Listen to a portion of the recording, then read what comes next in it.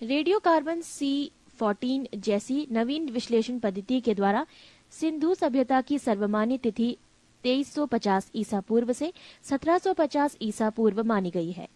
सिंधु सभ्यता की खोज राय बहादुर दयाराम साहनी ने की।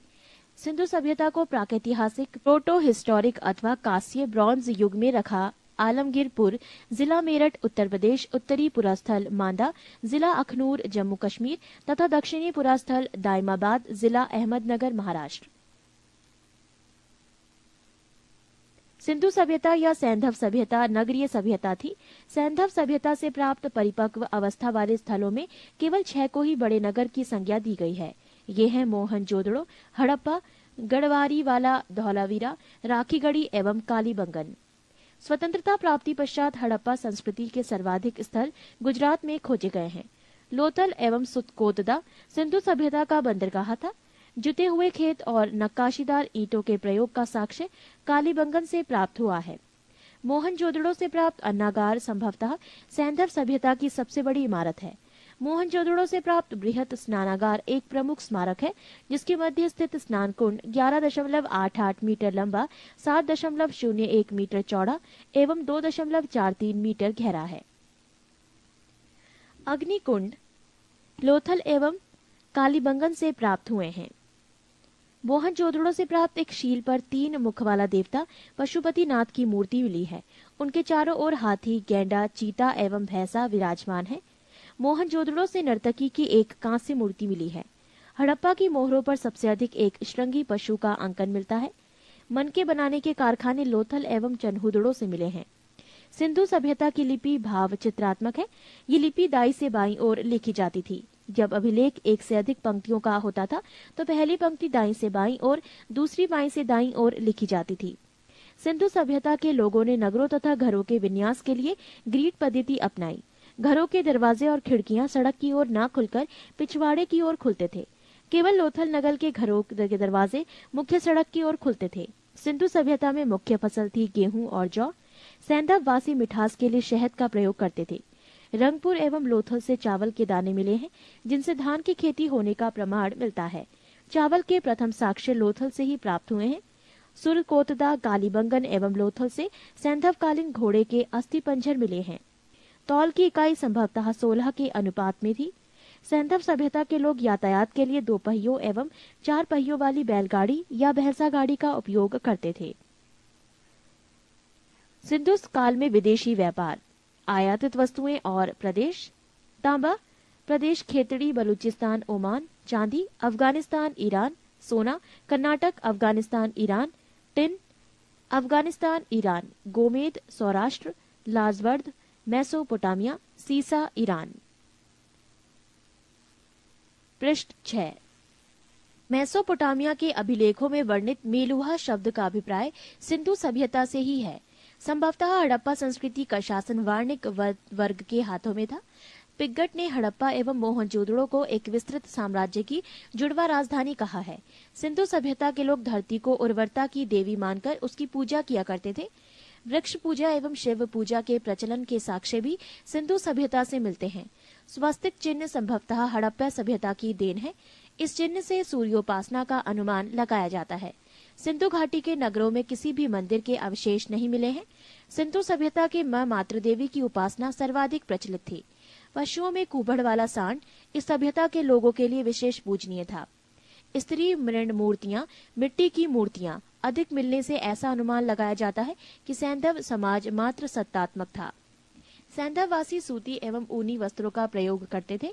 मनोरंजन के लिए सैंधववासी मछली पकड़ना, शिकार करना, पशु पक्षियों को आपस में लड़ाना, चौपड़ और पासा खेलना आदि साधनों का प्रयोग करते थे। सिंधु सभ्यता के लोग काले रंग से डिजाइन किए हुए लाल मिट्टी के बर्तन बनाते थे। सिंधु सभ्यता के लोग तलवार से परिचित नहीं थे। कालीबंगन के एकमात्र हड़प्पाकालीन स्थल था, जिसका निचला शहर सामान्य लोगों के रहने हेतु भी किले से घिरा हुआ था। पर्दा प्रथा एवं वैश्यवृत्ति सैंधव सभ्यता में प्रचलित थी। शवों को जलाने एवं गाड़ने यानी दोनों प्रथाएं प्रचलित थी। हड़प्पा में शवों को दफनाने जबकि मोहनजोदड़ो में जलाने की प्रथा विद्यमान थी। लोथल एवं कालीबंगा में युग्म समाधियां मिली हैं। सैंधव सभ्यता के विनाश का संभवतः सबसे प्रभावी कारण बाढ़ था। आग में पकी हुई मिट्टी को टेराकोटा कहा जाता है। सैंधव सभ्यता के प्रमुख स्थल, नदी, उत्खननकर्ता एवं वर्तमान स्थिति। 1. प्रमुख स्थल हड़प्पा, नदी रावी, उत्खननकर्ता दयाराम साहनी एवं माधो स्वरूप वत्स, वर्ष 1921, स्थिति पाकिस्तान का मोंटगोमरी जिला। 2. प्रमुख स्थल मोहनजोदड़ो, नदी सिंधु, उत्खननकर्ता राखाल दास बैनर्जी, वर्ष 1922, स्थिति पाकिस्तान के सिंध प्रांत का लरकाना जिला। 3. प्रमुख स्थल चनहुदड़ो, नदी सिंधु, उत्खननकर्ता गोपाल मजूमदार, वर्ष 1931, स्थिति सिंध प्रांत पाकिस्तान। 4. प्रमुख स्थल कालीबंगन, नदी खग्गर, उत्खननकर्ता बीबी लाल एवं बी के थापड़, वर्ष 1953, स्थिति राजस्थान का हनुमानगढ़ जिला। 5. कोट डीजी, नदी सिंधु, उत्खननकर्ता फजल अहमद, वर्ष 1953, स्थिति सिंध प्रांत का खैरपुर स्थान। 6. रंगपुर, नदी मादर, उत्खननकर्ता रंगनाथ राव, वर्ष 1953 से 54, स्थिति गुजरात का काठियावाड़ जिला। 7. प्रमुख स्थल रोपड़, नदी सतलज, उत्खननकर्ता यज्ञदत्त शर्मा, वर्ष 1953 से 56, स्थिति पंजाब का रोपड़ जिला। 8. प्रमुख स्थल लोथल, नदी भोगवा, उत्खननकर्ता रंगनाथ राव, वर्ष 1955 से 1962, स्थिति गुजरात का अहमदाबाद जिला। 9. आलमगीरपुर, नदी हिंडन, उत्खननकर्ता यज्ञदत्त शर्मा, वर्ष 1958, स्थिति उत्तर प्रदेश का मेरठ जिला। 10. सुंत कांगे डोर, नदी दाशक, उत्खननकर्ता ऑरेंज स्टाइल जॉर्ज डेल्स, वर्ष 1927 एवं 1962, स्थिति पाकिस्तान के मकरान में समुद्र तट के किनारे। 11. बनमाली, नदी रंगोई, उत्खननकर्ता रविंद्र सिंह बिष्ट, वर्ष 1974, स्थिति हरियाणा का हिसार जिला। 12. प्रमुख स्थल धौलावीरा, नदी नील, उत्खननकर्ता रविंद्र सिंह बिष्ट, वर्ष 1990 से 91, स्थिति गुजरात के कच्छ जिला। ये थे सैंधव सभ्यता के प्रमुख स्थल, नदी, उत्खननकर्ता एवं वर्तमान स्थिति। पृष्ठ 7. 4. वैदिक सभ्यता। वैदिक काल का विभाजन 2 भागों, 1 ऋग्वैदिक काल 1500 से 1000 ईसा पूर्व और 2 उत्तर वैदिक काल 1000 से 600 ईसा पूर्व में किया गया है। आर्य सर्वप्रथम पंजाब एवं अफगानिस्तान में बसे। मैक्स मूलर ने आर्यों का मूल निवास स्थान मध्य एशिया को माना है। आर्यों द्वारा निर्मित सभ्यता वैदिक सभ्यता कहलाई। आर्यों द्वारा विकसित सभ्यता ग्रामीण सभ्यता थी। आर्यों की भाषा संस्कृत थी। आर्यों के प्रशासनिक इकाई आरोही क्रम से इन 5 भागों में बटा था: कुल, ग्राम, विश, जन, राष्ट्र। ग्राम के मुखिया ग्रामीणी एवं विश का प्रधान विशपति कहलाते थे। जन के शासक को राजन कहा जाता था। राज्य अधिकारियों में पुरोहित एवं सेनानी प्रमुख थे। सूत, रथकार तथा कमादी नामक अधिकारी रत्नी कहे जाते थे। इनकी संख्या राजा सहित करीब 12 हुआ करती थी। पूरब दुर्गपति एवं स्पष्ट जनता की गतिविधियों को देखने वाले गुप्तचर होते थे। वाजपति गोचर भूमि का अधिकारी होता था। उग्र अपराधियों को पकड़ने का कार्य करता था। सभा एवं समिति राजा को सलाह देने वाली संस्था थी। सभा श्रेष्ठ एवं संभ्रांत लोगों की संस्था थी, जबकि समिति सामान्य जनता का प्रतिनिधित्व करती थी। इसके अध्यक्ष को ईशान कहा जाता था। युद्ध में कबीले का नेतृत्व राजा करता था। युद्ध के लिए गविष्टि शब्द का प्रयोग किया गया है, जिसका अर्थ है गायों की खोज। 10 राज्य युद्ध का उल्लेख ऋग्वेद के 7वें मंडल में है। ये युद्ध परशणी रावी नदी के तट पर सुदास एवं 10 जनों के बीच लड़ा गया, जिसमें सुदास विजय हुआ। ऋग्वैदिक समाज 4 वर्णों में विभक्त था।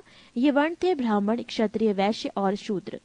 ये विभाजन व्यवसाय पर आधारित था। ऋग्वेद के 10वें मंडल के पुरुष सूक्त में चतुर्वर्णी का उल्लेख किया गया है। इसमें कहा गया है कि ब्राह्मण परम पुरुष के मुख से, क्षत्रिय उनकी भुजाओं से, वैश्य उनकी जांघों से एवं शूद्र उनके पैरों से उत्पन्न हुए हैं। आर्यों का समाज पितृ प्रधान था। समाज की सबसे छोटी इकाई परिवार या कुल थी, जिसका मुखिया पिता होता था, जिसे कुलप कहा जाता था।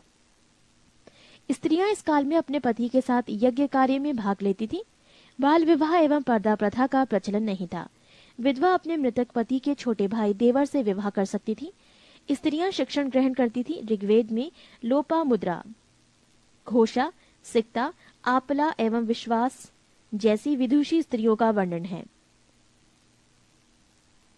उपनिषदों की कुल संख्या है 108, महापुराणों की संख्या है 18 और वेदांग की संख्या है 6।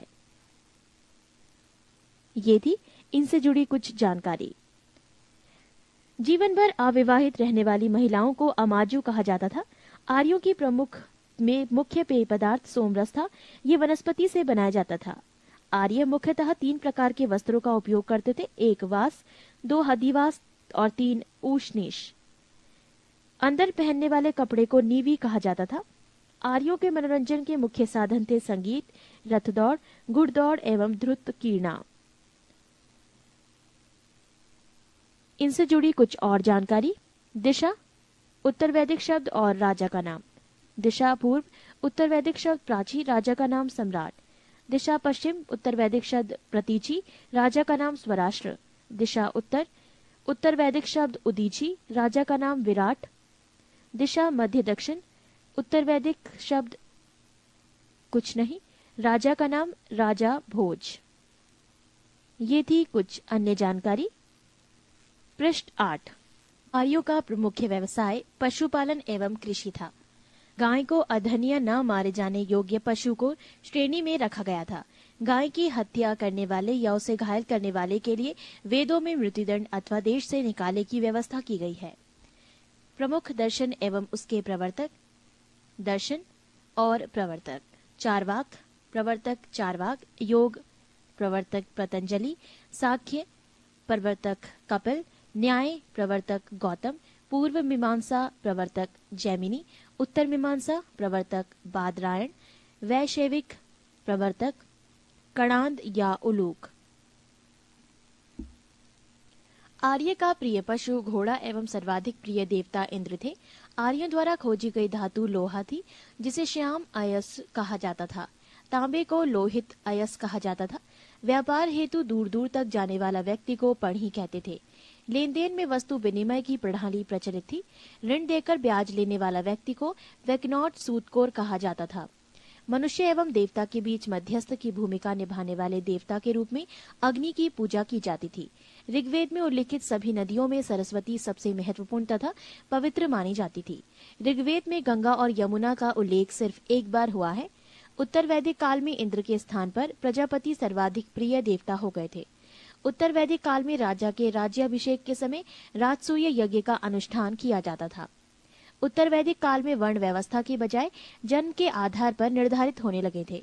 उत्तर वैदिक काल में हल को सिरा और हल रेखा की सीता कहा जाता था। उत्तर वैदिक काल में निष्क और शतमान मुद्रा की इकाइयां थी, लेकिन इस काल में किसी खास भार, आकृति और मूल्य के सिक्कों के चलन का कोई प्रमाण नहीं मिलता। सांख्य दर्शन भारत के सभी दर्शनों में सबसे प्राचीन है। इसके अनुसार मूल तत्व 25 हैं, जिनमें प्रकृति पहला तत्व है। सत्यमेव जयते मुंडकोपनिषद से लिया गया है। इसी उपनिषद में यज्ञ की तुलना टूटी नाव से की गई है। गायत्री मंत्र सवित्र नामक देवता को संबोधित है, जिसका संबंध ऋग्वेद से है। उत्तर वैदिक काल में कौशाम्बी नगर में प्रथम बार पक्की ईंटों का प्रयोग किया गया है। महाकाव्य 2 हैं, महाभारत एवं रामायण। महाभारत का पुराना नाम जय संहिता है। ये विश्व का सबसे बड़ा महाकाव्य है। गोत्र नामक संस्था का जन्म उत्तर वैदिक काल में हुआ। ऋग्वैदिक कालीन नदियां। प्राचीन नाम कृंभ, आधुनिक नाम कुर्रम। कुंभा, आधुनिक नाम काबुल। वितस्ता, आधुनिक नाम झेलम। आस्किनी, आधुनिक नाम चिनाब। परपशनी, आधुनिक नाम रावी। शतुद्री, आधुनिक नाम सतलज। विपाशा, आधुनिक नाम व्यास। सदानीरा, आधुनिक नाम गंडक। दृष्टद्रुति, आधुनिक नाम घग्गर। गोमती, आधुनिक नाम गोमल। सुवस्तु, आधुनिक नाम स्वात। ऋग्वैदिक कालीन देवता। देवता इंद्र, संबंध युद्ध का नेता एवं वर्षा का देवता। अग्नि, देवता एवं मनुष्य के बीच मध्यस्थ। वरुण, पृथ्वी एवं सूर्य के निर्माता, समुद्र का देवता, विश्व के नियामक एवं शासक, सत्य का प्रतीक, ऋतु परिवर्तन एवं दिन रात का कर्ता। द्यौ, आकाश का देवता, सबसे प्राचीन। सोम, वनस्पति देवता। उषा, प्रगति एवं उत्थान देवता। आश्विन विपत्तियों को हरने वाला देवता, पूषण पशुओं का देवता, विष्णु विश्व के संरक्षक एवं पालनकर्ता, मरुत आंधी तूफान का देवता,